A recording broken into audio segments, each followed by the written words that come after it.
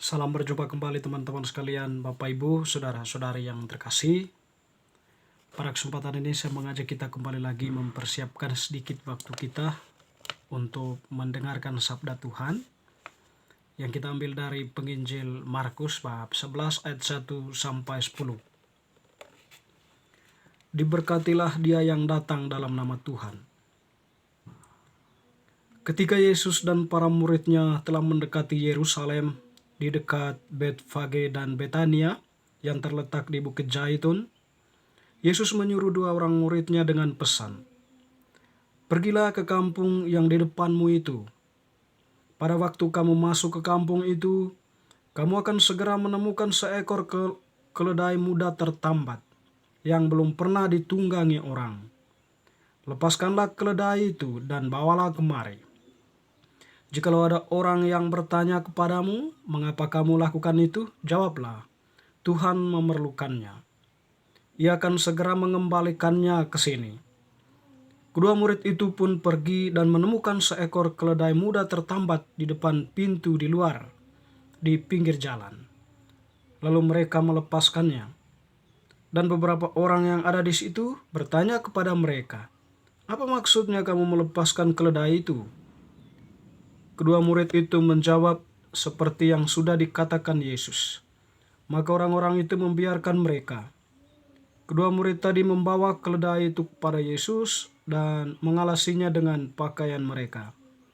Kemudian Yesus naik ke atasnya. Banyak orang menghamparkan pakaian mereka di jalan. Ada pula yang menyebarkan ranting-ranting hijau yang mereka ambil dari ladang.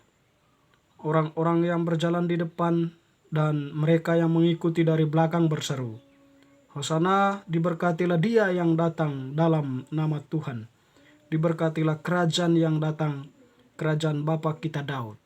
Hosana di tempat yang maha tinggi."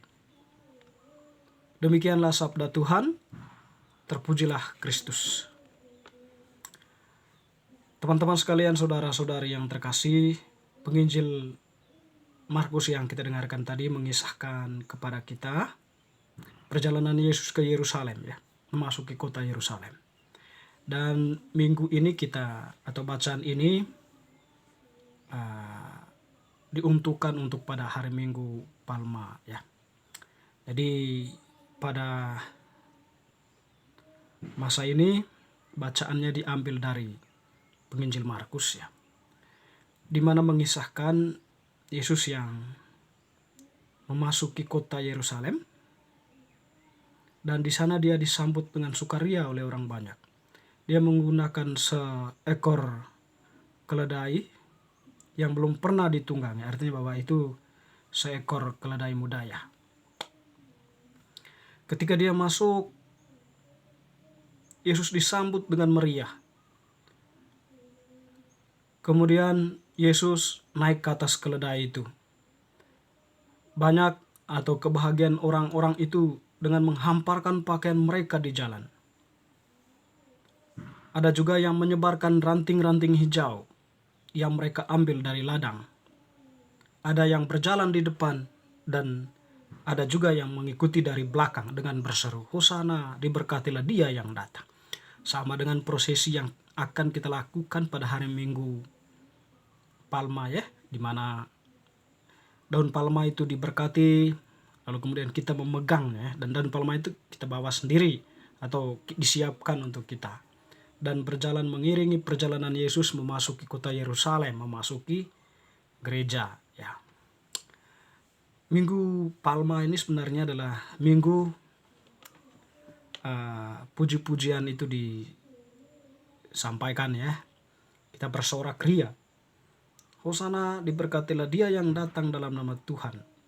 Diberkatilah kerajaan yang datang, kerajaan Bapa kita Daud." Kegembiraan, sukacita. Tetapi perjalanan ini sebenarnya perjalanan awal menuju Yesus pada penderitaannya, di mana kemudian nanti Yesus telah memasuki kota Yerusalem. Dia akan seperti para nabi lain. Nabi-nabi itu dicari, ya, atau bahkan dibenci oleh orang banyak ketika mereka masuk kota Yerusalem, atau ketika mereka ditangkap dibawa masuk ke kota Yerusalem. Di situ pun dieksekusi, ya. Ya, banyak para nabi yang dikorbankan di Yerusalem. Nah, Yesus pun di Yerusalem yang sama. Artinya pengorbanan kebenaran itu terjadi di Yerusalem, ya. Dan dalam peristiwa Minggu Palma ini juga mengingatkan kita juga, ya, bagaimana Tuhan itu sangat mengasihi kita.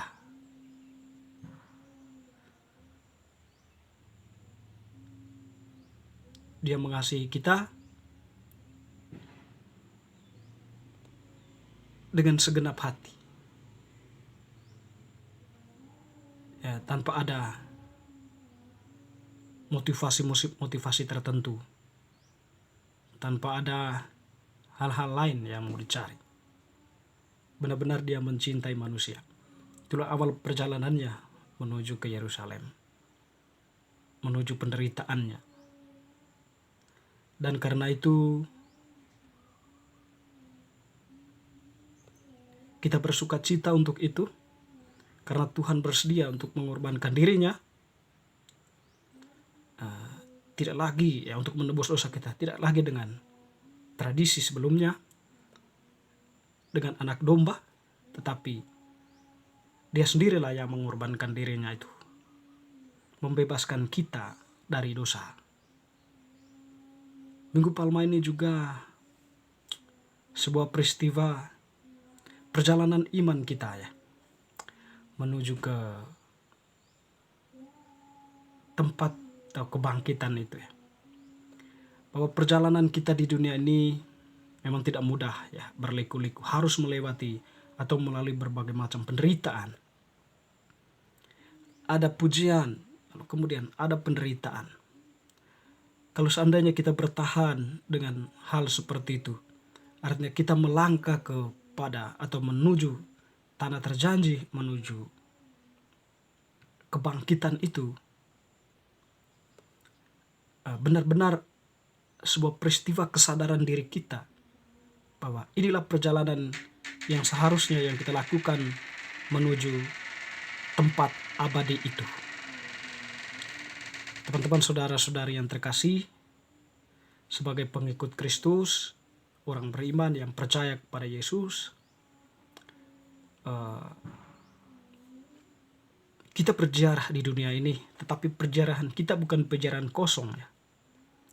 Kita memegang daun palma, ya, yang merupakan simbol kebahagiaan dan sukacita kita karena Tuhan, karena kita sedang berjalan bersama Dia. Namun palma itu juga kita sedang menuju, tidak hanya berada selalu dalam sukacita, tapi juga menuju sebuah peristiwa-peristiwa penderitaan dalam hidup, ya.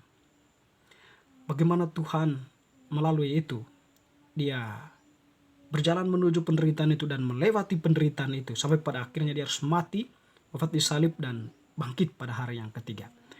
Kita yang berjarah bersama Tuhan tidak terlepas juga dari berbagai penderitaan hidup, ya.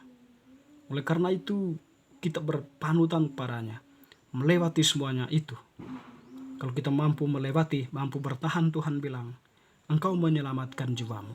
Siapa yang tidak bertahan, dia tidak menyelamatkan jiwanya. Dalam arti di sini, penderitaan dalam konteks Kristiani, ya, dalam konteks kita, di mana kita mempertahankan iman, mempertahankan kebenaran Allah itu yang diajarkan oleh Kristus melalui gerejanya, ya, melalui sikap kita, melalui kata-kata kita, melalui tindakan kita, di mana semuanya itu tertuju pada suatu poin penting, yaitu bonum communae, kepentingan bersama. Di situ sama seperti Tuhan, ya, bukan untuk dirinya sendiri, tetapi untuk semua yang percaya kepadanya maupun setiap orang yang bertindak dalam kebenaran. Teman-teman, saudara-saudari yang terkasih, makna palmah ini sebenarnya adalah kegembiraan dan sukacita sekaligus perjalanan iman kita menuju kebangkitan itu. Teman-teman, saudara-saudari, semoga bacaan hari ini semakin meneguhkan iman kita. Amin.